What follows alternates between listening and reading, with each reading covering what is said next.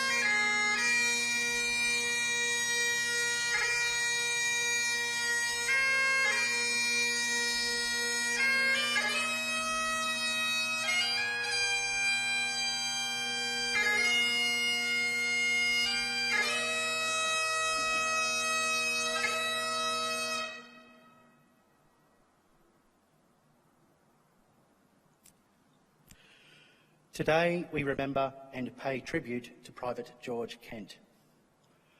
George Cedric Kent was born in 1896 in Casino, New South Wales. When the First World War broke out, he was working as a labourer. On the 4th of September 1914, at the age of 19, he enlisted in Lismore, New South Wales, and joined the newly raised 9th Battalion. Only days later, his father died. On the 24th of September, he embarked from Brisbane with his battalion aboard the transport ship Omra. After arriving in Egypt, the 9th Battalion assisted in setting up Mina Camp and began training. The men saw much of Cairo and surrounds during their periods of leave. In March, the 9th Battalion sailed with the other units of the 3rd Brigade to Lemnos in preparation for the Gallipoli campaign. Kent was amongst the first wave of Australians ashore in the early hours of the 25th of April, and during the day he was wounded and evacuated to Egypt for treatment. The wound proved slight, and he was back with the 9th Battalion on the 5th of May. A fortnight later, he took part in the defence of the Australian line when an Ottoman counter-attack was bloodily repulsed. In early September, he reported sick with influenza and was transferred to Egypt. After being released from hospital, he contracted a skin complaint and was again hospitalised, which ended his Gallipoli campaign. The 9th Battalion returned to Egypt in January 1916, but it was not until early March that Kent rejoined his battalion. The same month, the battalion sailed for France. By the 19th of April, the 9th Battalion was in reserve billets near Rouge Debout, 1 mile behind the front line in the Armentières, or nursery sector.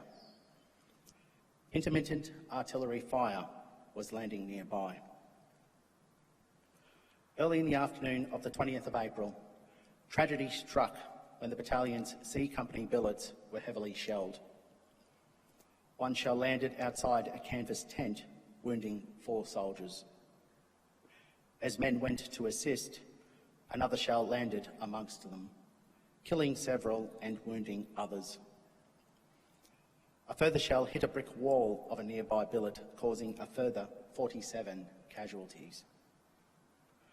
C Company was decimated, suffering 25 men killed and a further 50 wounded. Several men died from their wounds over the ensuing days, including George Kent. He was taken to the 1st Australian Field Ambulance, but his wound proved too severe, and he died on the 22nd of April, 1916. He was laid to rest the following day in Sailly-sur-la-Lys Canadian Cemetery. He was 20 years old. His name is listed on the Roll of Honour on my right, among more than 60,000 Australians who died while serving in the First World War. His photograph is displayed today beside the pool of reflection. This is but one of the many stories of service and sacrifice told here at the Australian War Memorial. We now remember Private George Cedric Kent, who gave his life for us, for our freedoms, and in the hope of a better world.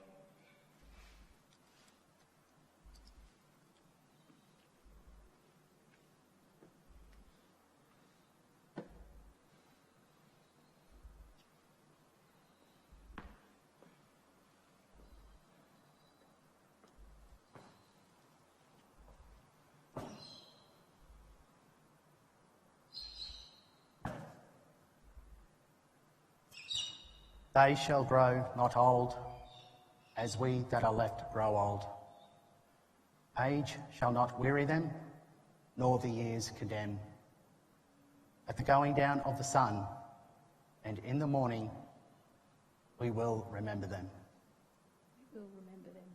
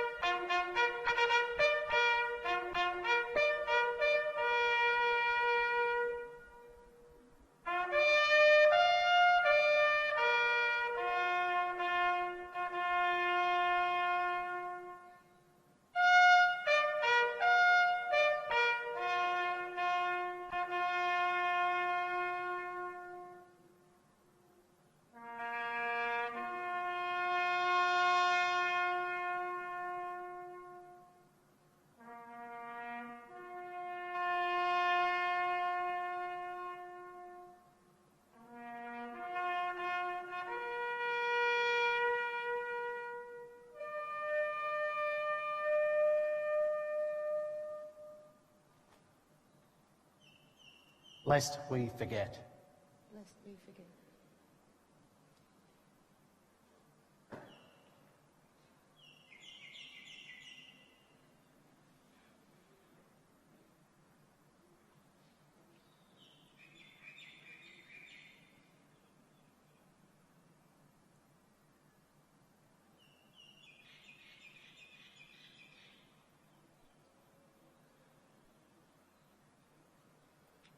We leave you this evening with the words of the memorial's founder, Charles Bean.